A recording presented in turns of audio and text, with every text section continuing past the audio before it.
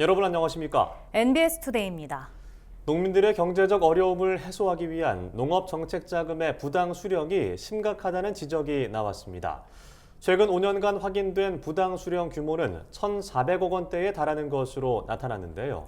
이에 농가들의 자정 노력과 함께 정부의 관리 감독 강화 방안이 필요하다는 목소리가 나옵니다. 권혜영 기자입니다.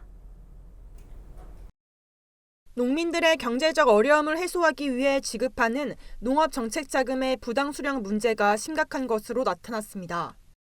정의용 국민의힘 의원은 최근 농림축산식품부에서 제출받은 농업정책자금 부당 수령 현황 자료를 공개했습니다. 이에 따르면 2018년부터 지난해까지 연도별 부당 수령액은 최소 167억 원에서 많게는 430억 원이 발생했습니다. 5년간 발생한 부당 수령액은 총 1,448억 원에 이르고 부당 수령 건수는 4,145건에 달합니다. 농업정책자금은 농민들의 어려움을 덜어주기 위해 정부에서 저금리로 대출해주는 지원 사업으로 농업종합자금, 후계농 육성자금, 귀농창업자금 등이 있습니다.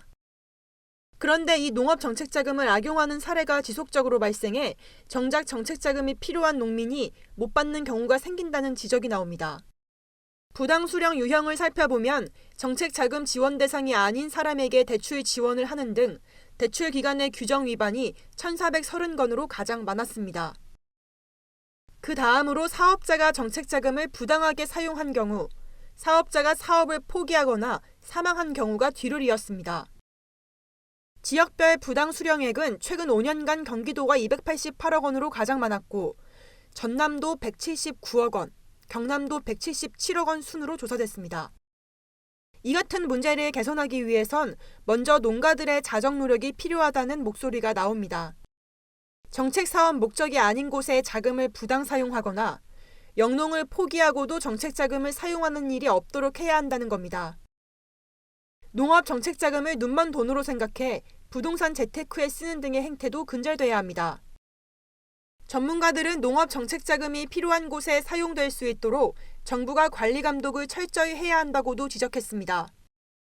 농업인 개별로 신용이 괜찮으시면 목적 생각하신 만큼의 자금을 받아 가실 수 있을 거고 신용 평가를 하다 보면 또 이렇게 좀 적게 나올 수도 있고 그런 선을 적정하게 무작정 지원해 주는 게 좋은 게 아니라 적정하게 지원해 주는 게 맞다고 저는 생각을 하거든요.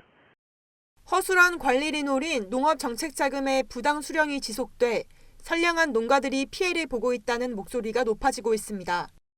NBS 권혜영입니다.